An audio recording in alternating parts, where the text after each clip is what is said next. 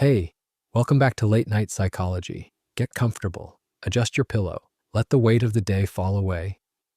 There's no rush tonight, nowhere you need to be, just you and the quiet and something worth thinking about. Tonight, we're going to talk about jealousy. You've felt it before. Everyone has. That twist in your stomach when your partner mentions an attractive coworker. That flash of heat when you see them laughing with someone else. That urge to check their phone, to ask where they've been, to really know that they're still yours. Jealousy is one of the most universal human emotions. Poets have written about it for thousands of years. Shakespeare called it the green-eyed monster. And there's a reason it shows up in every culture, every era, every love story. Jealousy evolved to protect pair bonds, to keep mates from straying, to ensure that the person you've invested in stays invested in you. In small doses, it can even be healthy. A little jealousy signals that you care, that the relationship matters, that you don't take your partner for granted. But there's a line, and some people cross it. For some people, jealousy doesn't stay small. It grows, it metastasizes, it takes over their thoughts, their behaviors, their entire existence. They become convinced their partner is cheating, even when there's no evidence. They monitor every movement, every phone call, every glance. They can't let go, can't stop thinking, can't accept any reassurance, and sometimes, not always, but sometimes, they become dangerous. Tonight, we're going to explore 3 different ways that jealousy can become pathological, 3 psychological mechanisms, 3 cases that show what happens when love curdles into obsession. The first is a clinical phenomenon called morbid jealousy, when the belief in a partner's infidelity becomes fixed, delusional, unshakable by any evidence. The second is what evolutionary psychologists call mate retention, behaviors, the tactics people use to keep their partners from leaving, and how those tactics can escalate into stalking, control, and violence.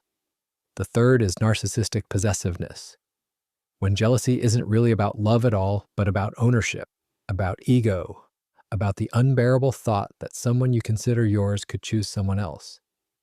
3 concepts, 3 cases, 3 windows into the jealous brain.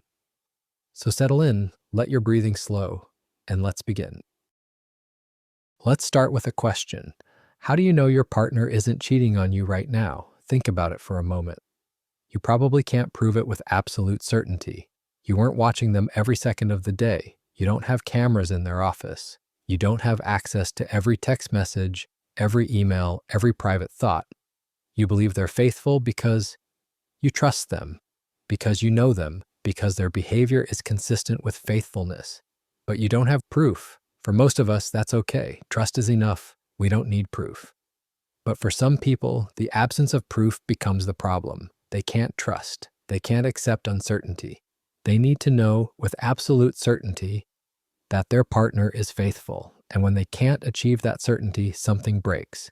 In 1891, a German psychiatrist named Emil Kraepelin described a condition he called morbid jealousy.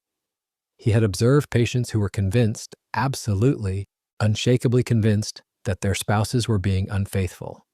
These patients didn't have evidence. In fact, the evidence often contradicted their beliefs. But it didn't matter. They were certain.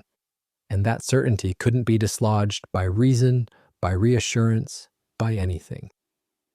Kraepelin noticed something else about these patients. Many of them were alcoholics. This wasn't a coincidence. Chronic alcohol abuse can damage the brain in ways that promote paranoid thinking. It affects the frontal lobes, the parts responsible for judgment and reality testing. It disrupts the neurotransmitter systems involved in trust and social bonding, and it creates a perfect storm for morbid jealousy. The alcoholic husband comes home drunk. His wife seems distant, maybe because she's tired of dealing with his drinking, maybe because she's genuinely pulling away. But his brain, damaged by alcohol, doesn't process this normally. Instead of seeing a wife frustrated by his behavior, he sees a wife hiding something. Instead of recognizing his own role in the relationship's deterioration, he becomes convinced she's having an affair. And once that conviction takes hold, everything becomes evidence. She's quiet, she's thinking about her lover, she's talkative, she's covering up her guilt. She came home late, she was with him, she came home early, She's trying to throw me off the scent. Every piece of information gets filtered through the jealous belief, and every piece of information confirms it. Psychiatrists have a term for this pattern. It's called delusional jealousy, or sometimes Othello syndrome, named after Shakespeare's play where Othello becomes so consumed by unfounded jealousy that he murders his innocent wife Desdemona. The key feature is that the belief is fixed, not just suspicious, not just worried, fixed. No amount of evidence can change it. No reassurance can ease it.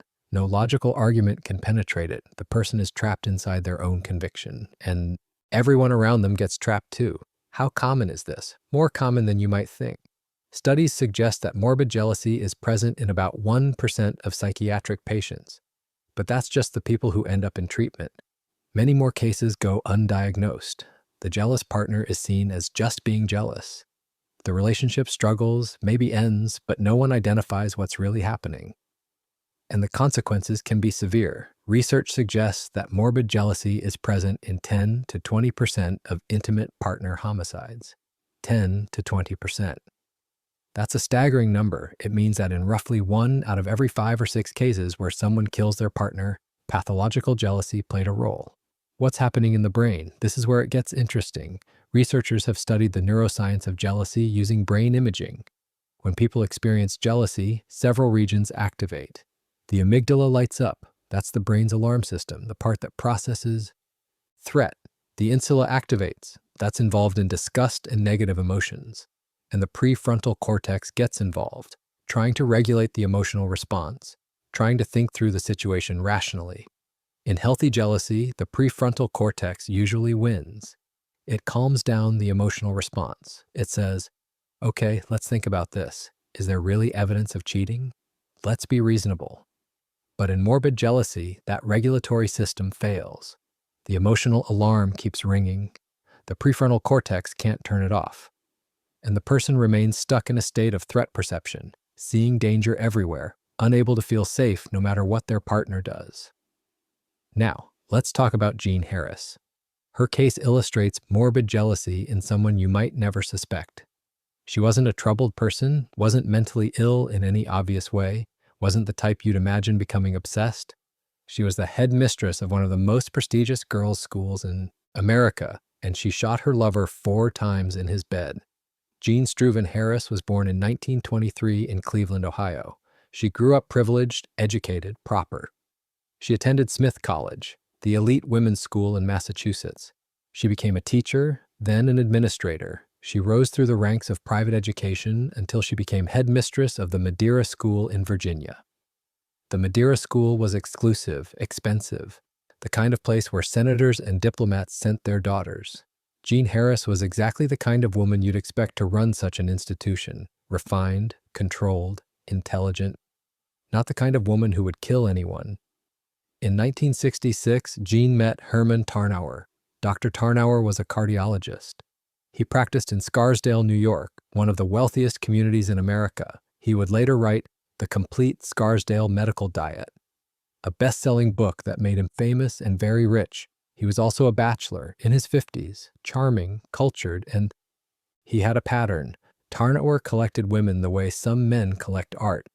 He was open about not wanting to marry. He told the women he dated that he valued his independence, that he wasn't looking for commitment, and yet he kept them around. Multiple women at the same time, none exclusive, all hoping that maybe, eventually, he would choose them. Jean Harris entered this arrangement knowing the rules, or thinking she knew them. For 14 years, Jean and Herman had a relationship. She would drive hours to see him. She would attend social functions as his date. She was, in many ways, his primary partner, but not his only one. Tarnauer continued seeing other women throughout their relationship. He didn't hide it, he didn't apologize for it, and Jean accepted it, for a while. But here's where the psychology gets interesting. Jean Harris wasn't a passive person. She was accomplished, driven, the head of a prestigious institution. In every other area of her life, she had control, agency, respect. But with Herman, she had none of that. She couldn't make him commit. She couldn't make him choose her. She couldn't even make him stop seeing other women. And as the years went on, that powerlessness began to corrode her. The situation worsened in the late 1970s. Tarnower became involved with his nurse, Lynn Triforos. Lynn was younger than Jean, more available, more present. And Tarnower began to shift his attention. Jean saw the signs. The invitations that used to come to her now went to Lynn. The weekends she used to spend with Herman were now spent alone. The phone calls grew shorter, the visits less frequent. She was being replaced. This is where morbid jealousy begins to take hold. Jean became obsessed with Lynn. She couldn't stop thinking about her, couldn't stop imagining what Lynn and Herman were doing together, couldn't stop comparing herself to this younger woman. She wrote letters to Herman, long, anguished letters cataloging her grievances, detailing her pain, begging for reassurance. She made phone calls, left messages, demanded answers, and she began to deteriorate. The stress affected her work. The Madeira school was having financial problems. There were disciplinary issues, parents were complaining. And Jean, normally so composed, so capable, was falling apart. She started taking amphetamines to get through the day, sedatives to sleep at night. She lost weight, couldn't focus, couldn't function the way she used to, all because she couldn't let go of Herman Tarnower. Here's what's important to understand about morbid jealousy. It often attaches to situations that are genuinely painful. Jean wasn't imagining things. Herman really was seeing another woman. He really was pulling away. Her perception wasn't delusional. The facts supported her fears. But her response had become pathological. Normal jealousy recognizes a bad situation and either addresses it or leaves. Morbid jealousy gets stuck. It ruminates. It obsesses. It can't move forward. Jean couldn't address the situation. Herman wouldn't change. And she couldn't leave. She was too attached. So she stayed stuck, spinning, deteriorating. On March 10th, 1980, Jean Harris made a decision. She would drive to Herman's house in Purchase, New York. She would see him one last time, and then she would kill herself. That was her plan. She later testified to it. She brought a gun for herself, not for him. She just wanted to say goodbye. The drive took 5 hours. 5 hours alone in the car with her thoughts, her grievances, her pain. 5 hours of rumination, that psychological process we talked about in our last episode. The mind chewing on the same injury over and over. By the time she arrived at Herman's house, it was nearly 11 p.m. She let herself in with her key. She found Herman in bed, and everything went wrong. What happened next is disputed. Jean claimed there was a struggle, that she tried to shoot herself and Herman tried to stop her, that the gun went off accidentally during the struggle. The prosecution said she shot him deliberately, 4 times, in a jealous rage. The physical evidence was ambiguous. Some of it supported her account, some contradicted it. What we know for certain is this: Herman Tarnower was shot 4 times. He died that night, and Jean Harris called the police and waited for them to arrive. At her trial, the prosecution painted her as a woman consumed by jealousy. They introduced what came to be known as the Scarsdale Letter, a 10-page document Jean had written to Herman just days before the shooting. The letter was damning. It detailed her obsession with Lynn Triforos. It accused Herman of replacing her. It cataloged years of grievances and humiliations. "I have been through so much hell with you," she wrote. "I have been publicly humiliated again and again." She called Lynn a psychotic whore. She wrote about finding Lynn's belongings at Herman's house and destroying them. The letter showed a woman who was not calm, not rational, not in control. It showed a woman in the grip of morbid jealousy. The jury convicted Jean Harris of second-degree murder. She was sentenced to 15 years to life. She served 12 years before being granted clemency by Governor Mario Cuomo. She died in 2012 at the age of 89. What does Jean Harris teach us about morbid jealousy? Several things. First, that it can happen to anyone. Jean was educated, accomplished, successful, not the profile you'd expect for someone who becomes obsessed, but jealousy doesn't respect credentials. It can take hold of anyone. Second, that morbid jealousy often starts with real grievances. Jean wasn't imagining Herman's infidelity. He really was seeing other women. He really was pulling away. But her response escalated beyond anything the situation warranted. Third, that rumination is fuel. That 5-hour drive, those 14 years of accumulated grievances, the constant thinking, obsessing, cataloging of injuries. Each repetition strengthened the jealousy, made it harder to let go, made the final confrontation more likely. Take a breath. That was the first mechanism. Morbid jealousy. When suspicion hardens into conviction, when letting go becomes impossible. But there's another way jealousy becomes dangerous. It involves evolution, biology, the deep programming that tells us to protect what's ours, and a man whose behavior showed step by step how protective instincts can become predatory. Let's explore that now. Let's think about jealousy differently for a moment. Not as an emotion, not as a feeling, as a strategy. An evolved strategy that exists because it helped our ancestors survive and reproduce. Evolutionary psychologists have studied jealousy extensively. Their argument goes like this. For most of human history, survival depended on pair bonds. Men and women needed each other for protection, for resources, for raising children. But pair bonds are fragile. A partner could leave, could be stolen by a rival, could invest their resources elsewhere. So evolution built in a protection mechanism. Jealousy. When your partner shows interest in someone else, you feel threatened. Your heart races, your attention narrows. You're motivated to do something. To protect the relationship, to ward off the rival, to keep your partner close. This makes sense from an evolutionary perspective. The people who didn't feel jealousy lost their partners, their genes didn't get passed on. The people who did feel jealousy kept their partners, their genes survived. So here we are, all descendants of jealous ancestors, all carrying the same programming. But evolution doesn't create well-calibrated responses. It creates responses that work on average in the environments where they evolved. And sometimes those responses misfire. Sometimes they're too intense, or triggered by the wrong things, or expressed in ways that cause harm. This is especially true for something researchers call mate retention behaviors. Mate retention behaviors are the things people do to keep their partners from leaving. Some of these behaviors are positive: giving gifts, expressing love, being attentive, making your partner feel valued. These are what researchers call benefit provisioning tactics. You keep your partner by making the relationship rewarding. But there's another category: cost-inflicting tactics. These are behaviors designed to make it harder for your partner to leave, or to punish them for even thinking about it, monitoring their activities, checking their phone, showing up unexpectedly, making threats. If you ever leave me, isolating them from friends and family, controlling their access to money, physical intimidation. These tactics don't make the relationship better. They make escape worse.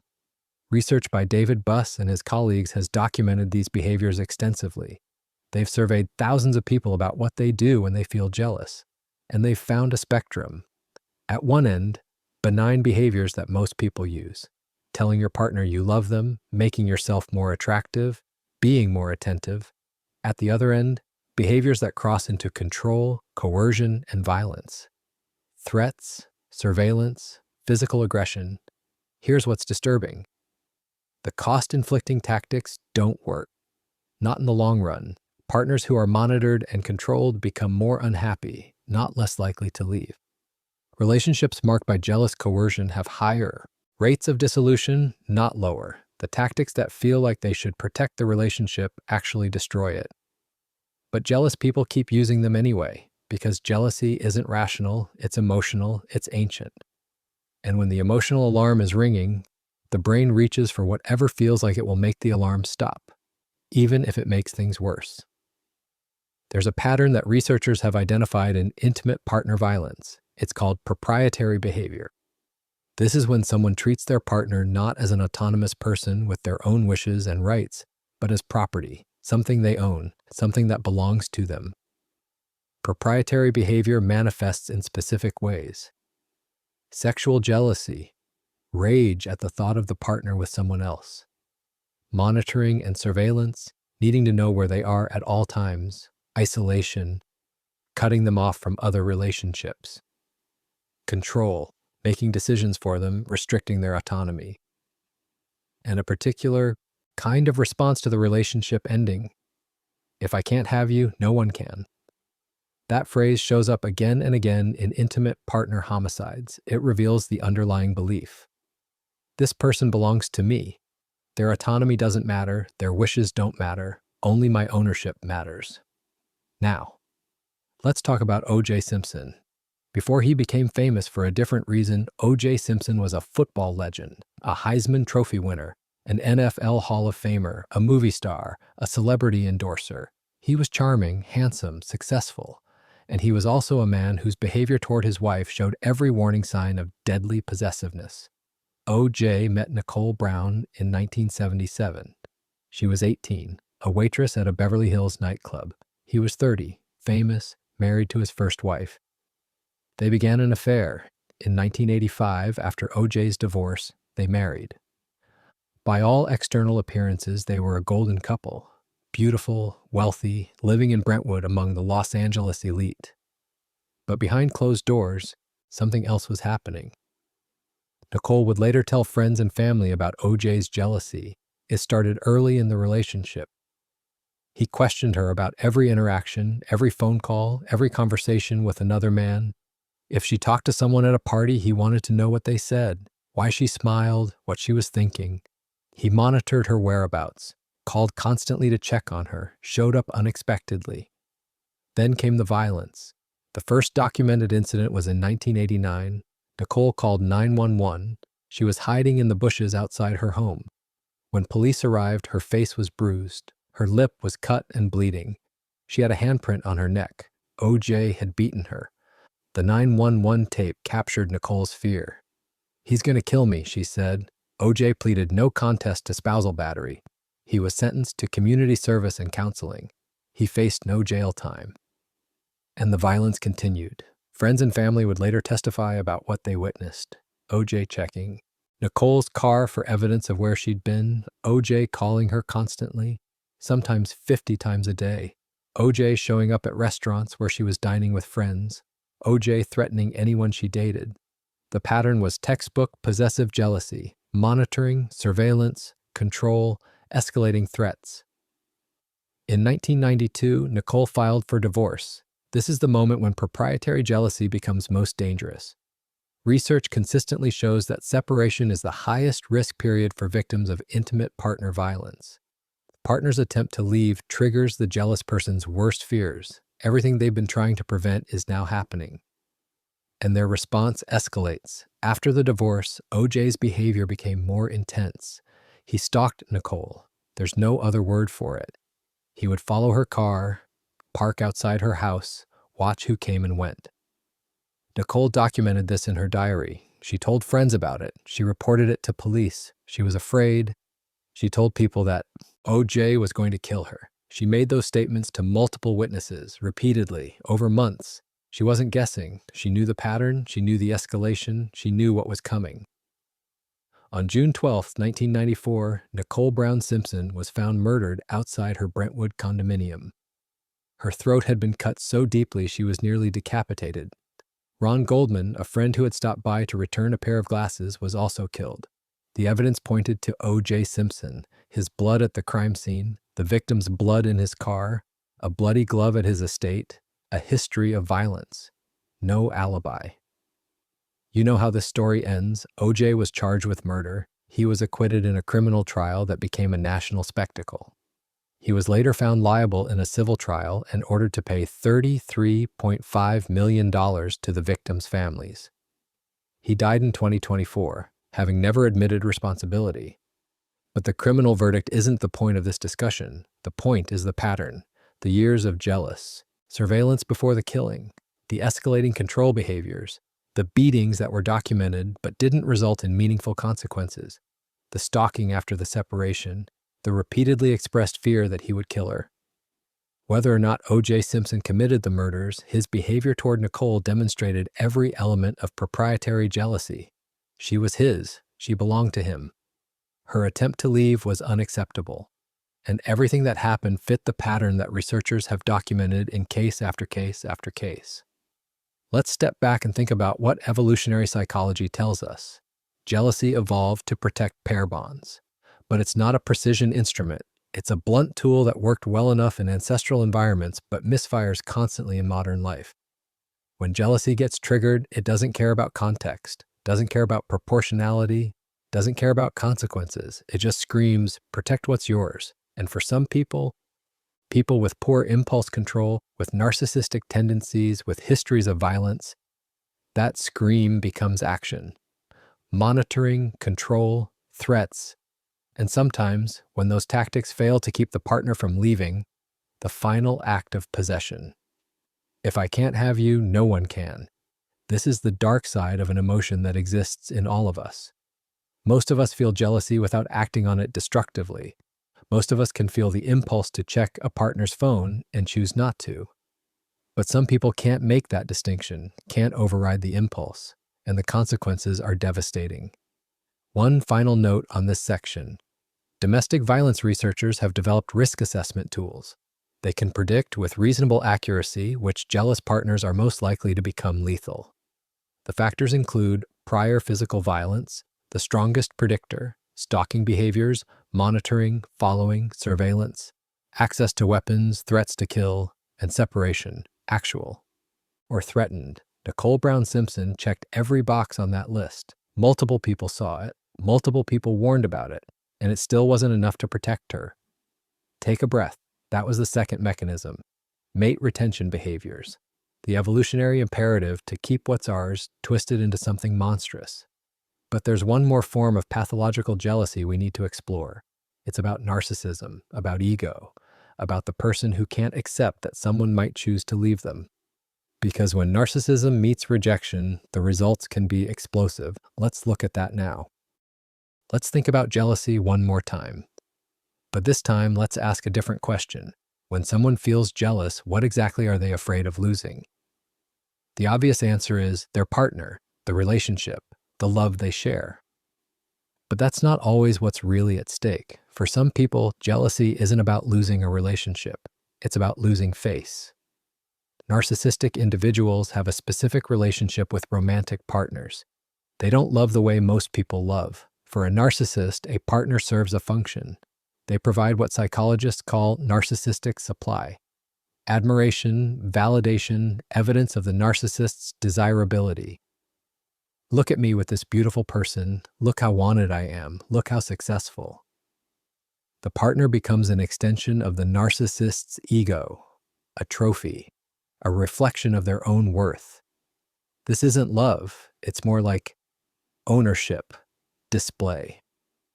When a partner threatens to leave a narcissist, something specific happens. It's not just sadness at losing the relationship. It's a wound to the ego, a challenge to the narcissist's sense of themselves as special, desirable, in control. How dare you leave me? Don't you know who I am? Don't you know how lucky you are to be with me?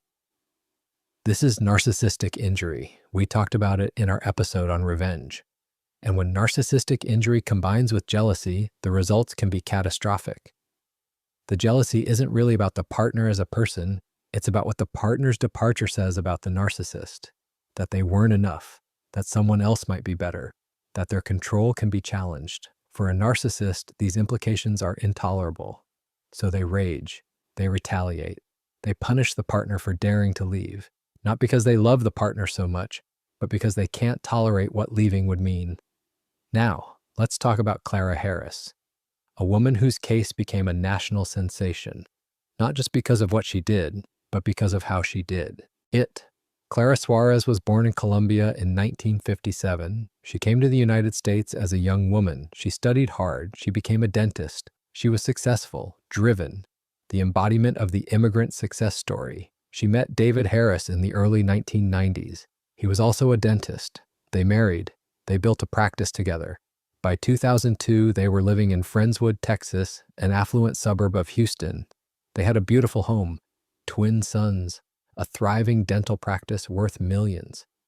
Clara had built exactly the life she wanted. David Harris was 11 years younger than Clara. This age gap would become significant. Clara was in her mid-40s, David was in his early 30s, and David began an affair. The other woman was Gail Bridges. She worked at the same dental office as David and Clara. The affair started sometime in 2001 or early 2002.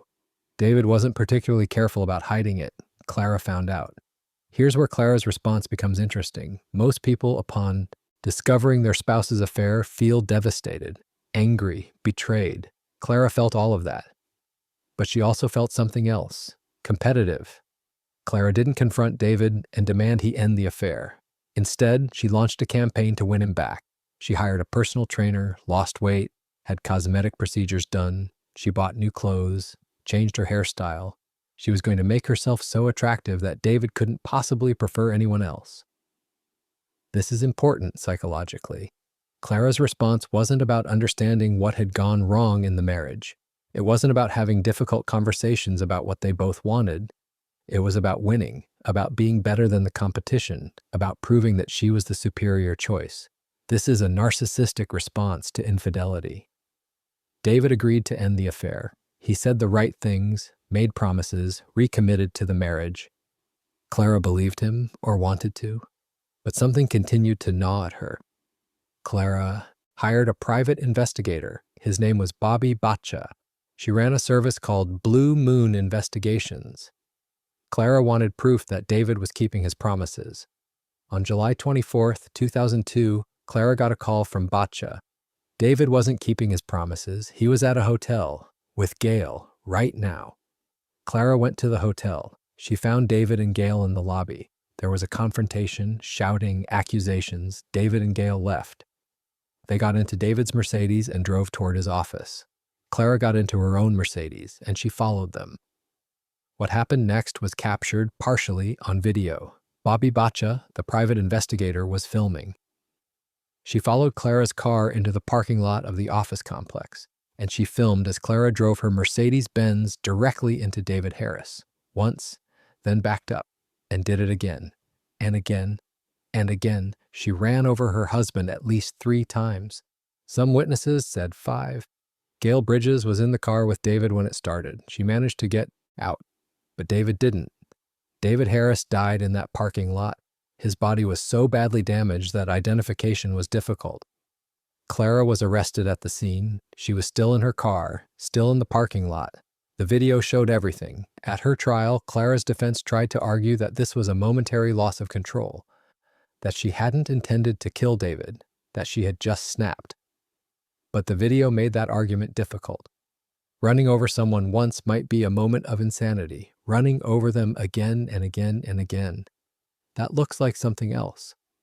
The prosecution argued that Clara knew exactly what she was doing, that she had planned this, that she had brought her stepdaughter to the hotel, a witness to her humiliation, that she had followed David deliberately, cornered him deliberately, killed him deliberately.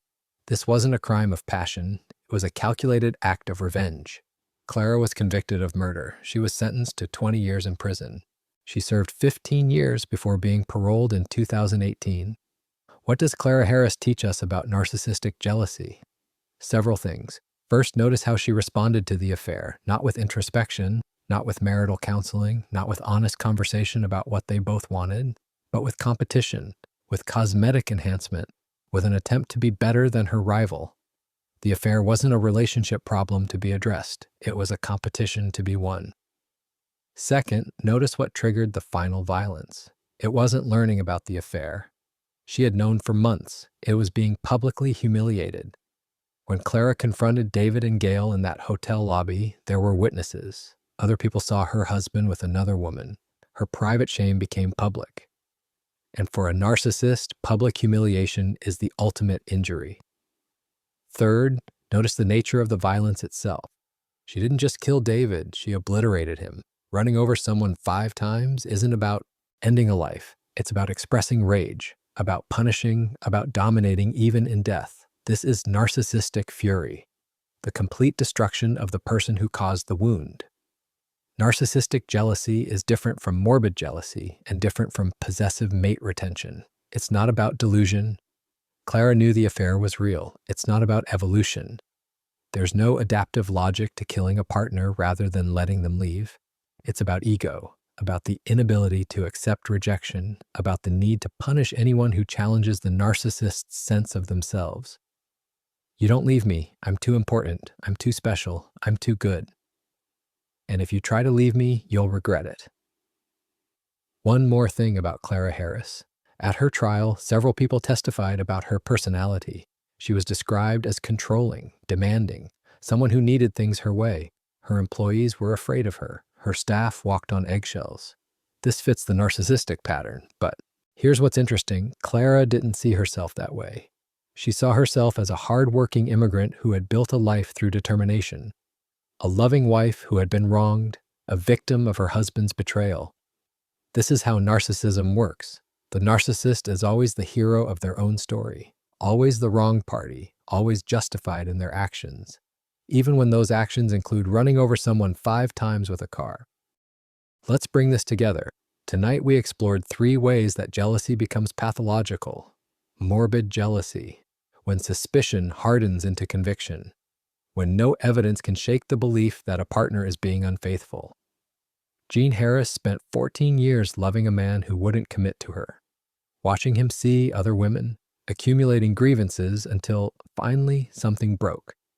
Her jealousy was rooted in real circumstances. Herman Tarnauscher really was unfaithful. But her response escalated beyond anything the situation warranted. Years of rumination, hours of driving, and then shots in the darkness, possessive mate retention. When the evolutionary drive to protect pair bonds becomes surveillance, control, and violence. O.J. Simpson's behavior toward Nicole showed every warning sign, the monitoring, the beatings, the stalking after separation. She told people he was going to kill her.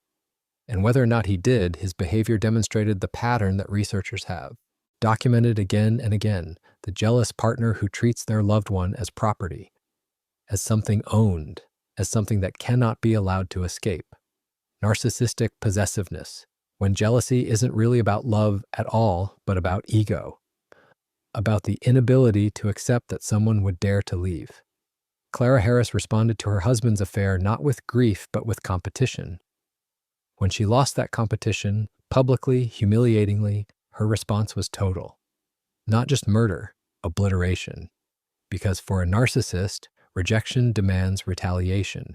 3 different mechanisms, 3 different personalities, 3 different circumstances, but the same outcome. Someone is dead because someone else couldn't let go. Jealousy itself isn't the problem. Jealousy is human, universal, part of our evolutionary heritage. The problem is what jealousy becomes when it isn't regulated, when it takes over, when it crowds out reason, empathy, and perspective. The jealous brain sees threats everywhere, interprets everything as confirmation, can't rest, can't relax, can't feel safe. And in extreme cases, it reaches for violence as the only solution. What can we learn from these cases? Perhaps that jealousy deserves respect. It's a powerful emotion. It can overwhelm our better judgment if we're not careful. Perhaps that rumination is dangerous. The more we think about our grievances, the larger they loom, the more justified our anger seems. Perhaps that separation is the highest risk moment. When someone is trying to leave a jealous partner, that's when they're in the most danger. And perhaps that we should pay attention to warning signs, the monitoring, the controlling, the escalating threats, because the pattern is recognizable. And sometimes recognizing it early is the only thing that can stop the ending. Thank you for being here tonight. Be gentle with yourself and sleep well. This has been Late Night Psychology. Until next time.